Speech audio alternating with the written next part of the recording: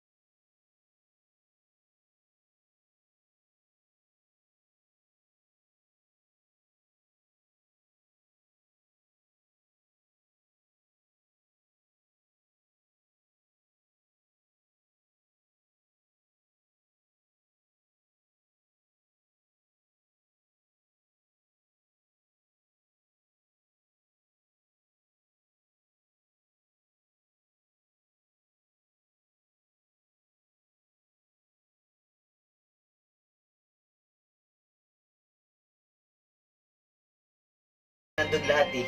Yan yung parang gustong ipahatid ng Christmas Station ID nila. Ang galing, ang ganda ng pagkakakanta, ang galing ng meaning ng song. Bagay na bagay ngayong darating na Pasko. So yun guys, yun lang yung reaction video ko.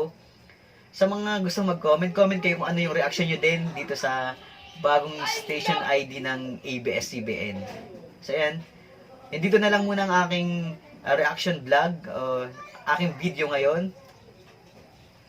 Sana nagustuhan nyo. Sa mga hindi pa nakakapag-subscribe, mag-subscribe na kayo.